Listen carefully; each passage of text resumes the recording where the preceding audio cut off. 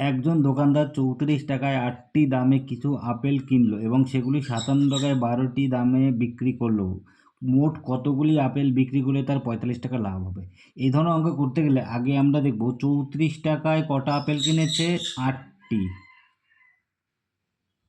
আর ৫৭ টাকায় কটা কিনেছে, ৫৭ টাকায় কিনেছে কটা, ১২টি। তাহলে আমরা এখানে যে আপেল আছে ১২টি আর আর এখানে আছে ৮টি, এটাকে আমরা আগে সমান করবো। এটাকে সমান করতে গেলে এটাকে কত দিয়ে গুণ করতে হবে? দেখো, এটা ২ দিয়ে গুণ করলে কত হবে? ৮ দুগুণে ১৬ হবে না, ৩ দিয়ে গুণ করতে হবে।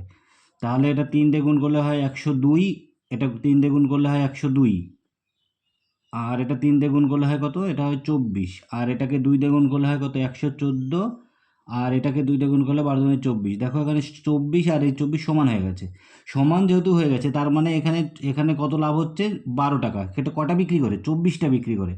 ২৪টা বিক্রি করে ক টাকা লাভ হচ্ছে? ১২ টাকা। আর আমাকে এখানে কি বলেছে? ৪৫ টাকা লাভ হয় কটা বিক্রি করে। তাহলে ৪৫ টাকা লাভ হয় কটা বিক্রি করে? এক্স। তাহলে এক্স সমান কত হবে? ২৪ গুণ ১২টা বিক্রি করে লাভ, মানে ১২ টাকা লাভ হচ্ছে ২৪টা বিক্রি করে। ৪৫টা লাভ হচ্ছে নিশ্চয়ই বেশিটা বিক্রি করে, তাহলে ৪৫ উপরে নিচে ১২।